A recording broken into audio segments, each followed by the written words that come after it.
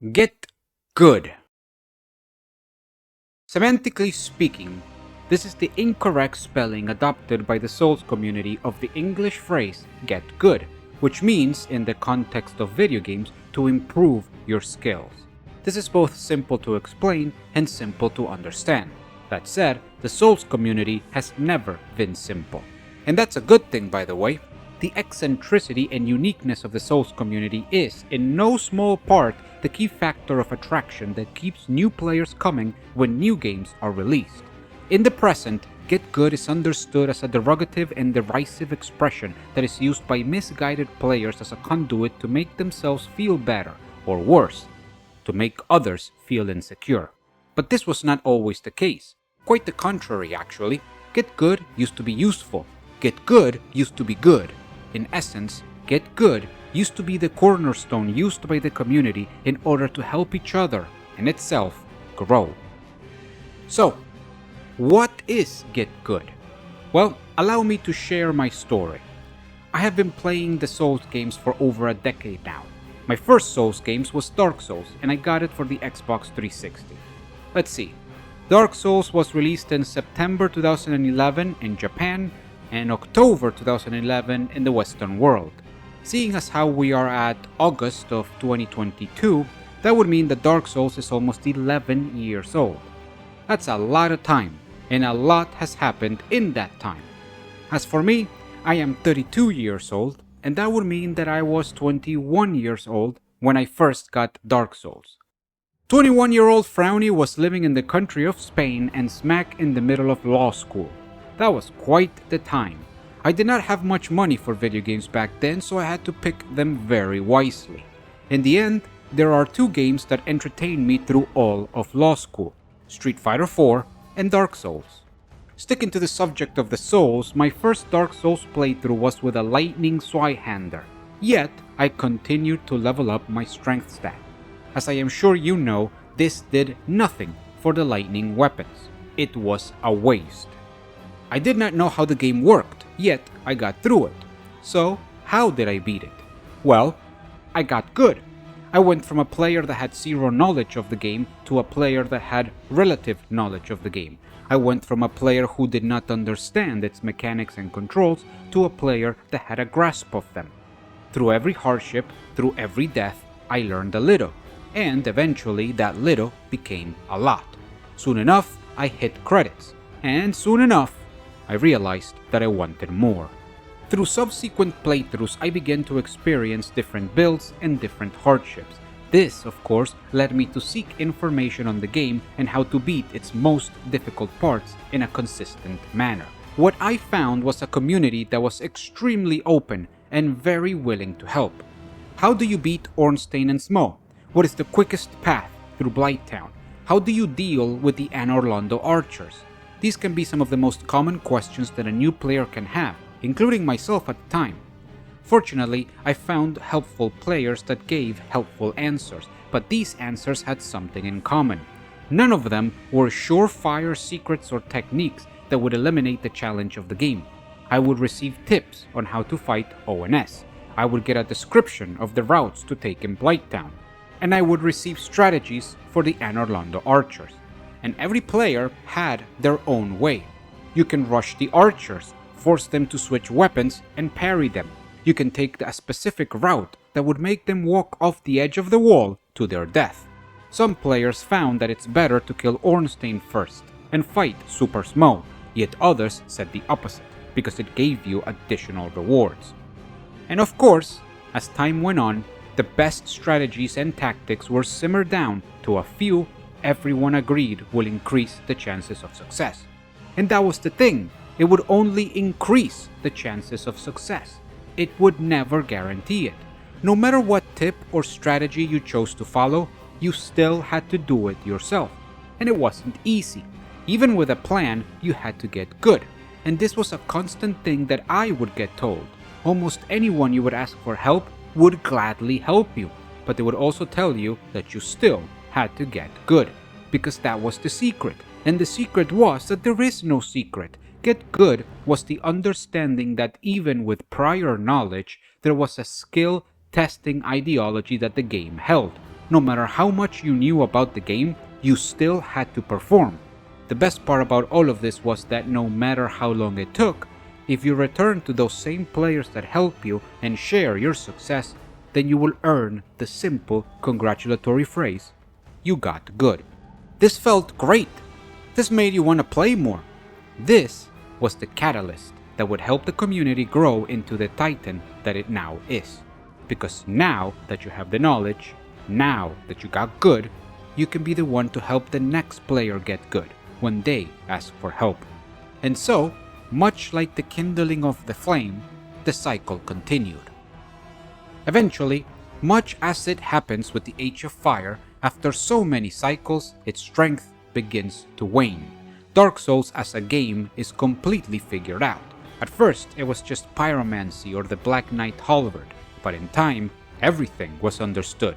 We knew the best way to deal with all situations, we knew the exploits, we knew the best PvP strategies, the ravioli step, the giant dad. Dark Beats is eventually introduced alongside the gold tracer, and it becomes very clear that there are certain strategies and certain ways of playing the game which were very efficient at making the game easier. Of course, this cycle repeats with every single game that is released afterwards. Dark Souls 2, Bloodborne, Dark Souls 3, Sekiro, and Elden Ring. Every time, we follow the same cycle. The game is released, we struggle to understand it, afterwards we know all of the corresponding information, and in the end, it becomes very clear what anyone needs to do in order to make the game extremely easy to beat. On its own, this should not really be a problem. In fact, this is the natural evolution of every video game ever made. But somewhere along the line, throughout the evolution of the Souls, it became very apparent that Get Good no longer meant what it used to. It became less about helping people and more about ridiculing them. It became a tool to insult other players who could not show a specific skill level by following an arbitrary set of rules that were never established to begin with.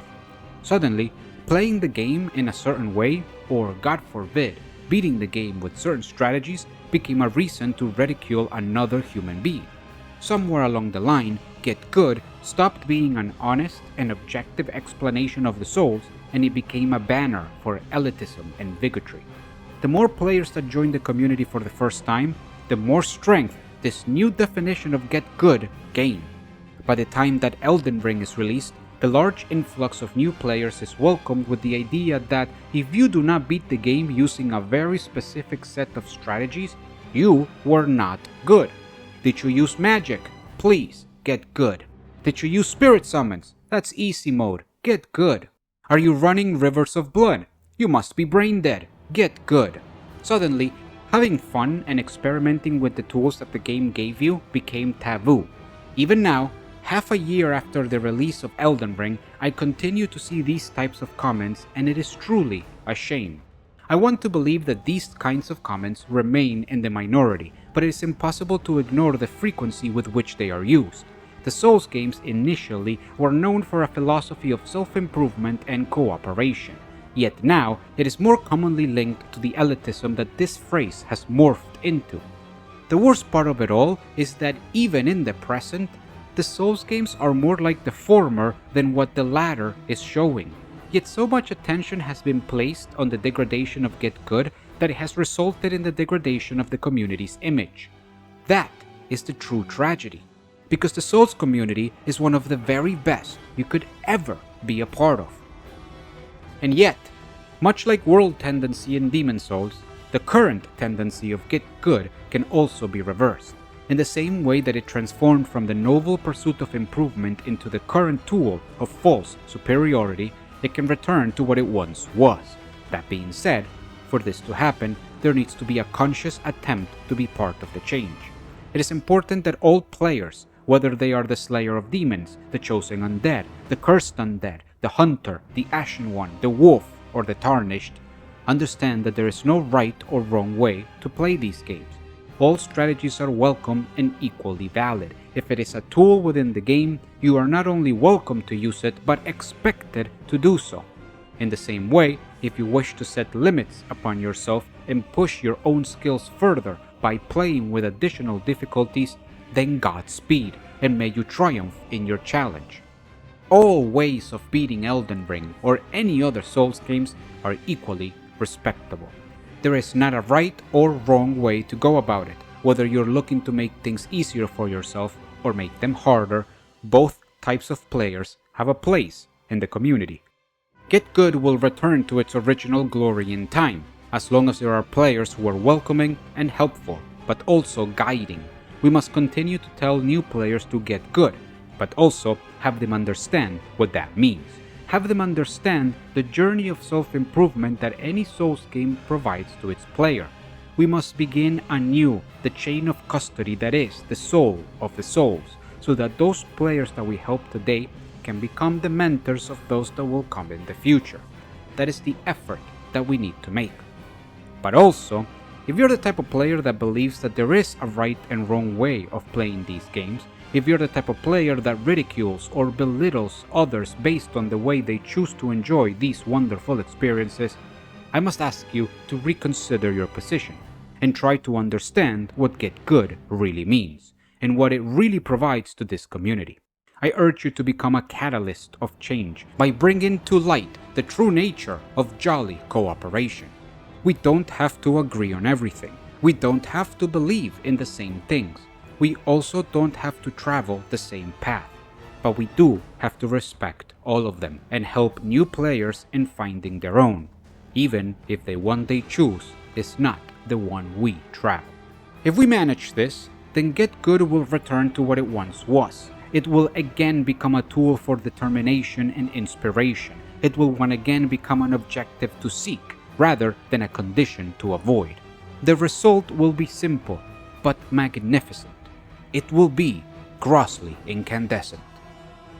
My dear viewer, I am quite aware that you may agree with my outlook or you may not. It is completely understandable depending on many factors if you have a dissident opinion to my own. But I hope that, if nothing more, this small exposition pushes you to think on the state of things and form your own opinion. If you are also a Souls veteran and would like to share your experiences, whether they are similar to mine or completely different, do not hesitate to do so. If you're a new player to the Souls, well, first of all, welcome to the community, and of course, you are welcome to share your own opinions. I look forward to reading them all. Honestly, I am unsure what kind of reception this video will get, but nevertheless, I am very grateful for the time you have invested in it. I hope that I get to see you in other videos and, of course, a fine Dark Soul to you.